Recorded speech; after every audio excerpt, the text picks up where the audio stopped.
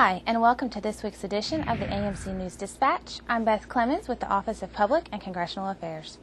The M-983 120mm Infrared Illuminating Cartridge, produced at Pine Bluff Arsenal in Arkansas, provides soldiers necessary illumination over a target area that can only be seen with a night vision device.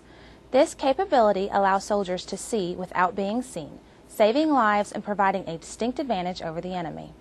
We recently visited the M-983 120mm infrared production line at Pine Bluff, where Chris Richards showed us how this life-saving piece of equipment is made.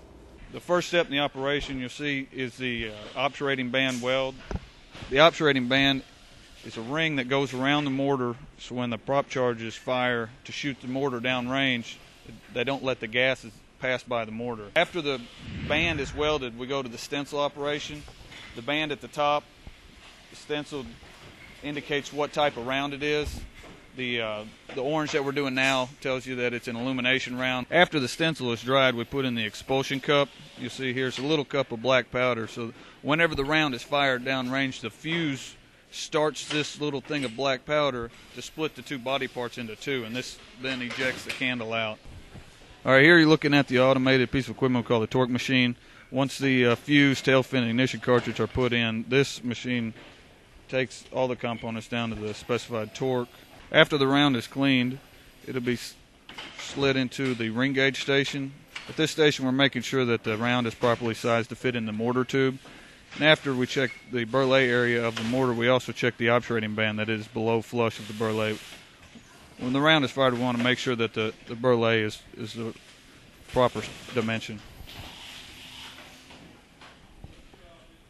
After the ring gauge and obturating band test station, we will stencil the round. This is a semi-automated piece of equipment.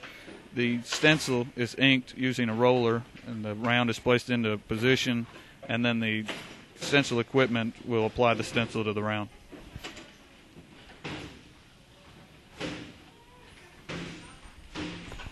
At the prop charge tape station, the prop chargers are applied, oriented properly, and the prop charge covers are placed into position.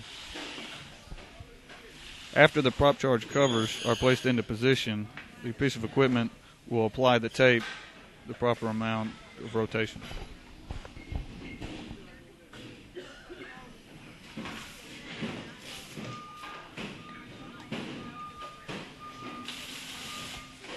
Once the prop charge and prop charge covers are installed, the warning label is installed onto the prop charge cover. This is the caution about leaving the prop charge covers on.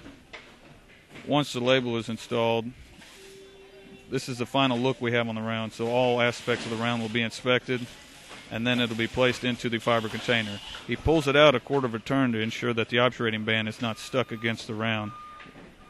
Once the round is pushed into the fiber container, they put the lid on and transfer it to the tape station. Once the round is placed into the fiber container, the station here they'll apply the tape, and the machine will rotate the round so that you make sure to get the correct amount of tape on. Again, once the tape is completed, they'll roll the tape back just a portion for easy removal in the field. After the tape is applied, they'll put on the lifting strap at this station. He has to make sure that the lifting strap is oriented properly so that it can be grabbed out of the metal container properly. Once the lifting strap's applied, again we apply the tape. The machine will rotate it the proper amount, and again the tape is pulled back for easy removal. All right, after the lifting strap is taped onto the fiber container, the next station we orient the round properly. With the illumination rounds, one round is up and one round is down. The WP rounds, both rounds will be aimed down. The lift table lifts up the rounds, and the fiber containers are pushed into the metal container. At this station, if a firing scale is necessary in this metal container, he'll insert it now. After that, the spacers on the top are applied and the lid is installed. I like to go home at the end of the day and know that we produced rounds that are going to help the warfighter.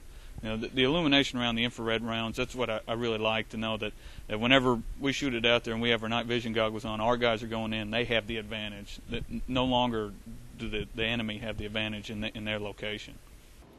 One of the most important missions of the U.S. Army Materiel Command is to provide life-saving technology to our warfighters.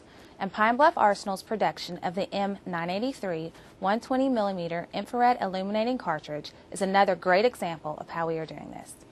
Well, that's it for this week's edition of the AMC News Dispatch. Be sure to visit us online at www.amc.army.mil, and we'll see you next week.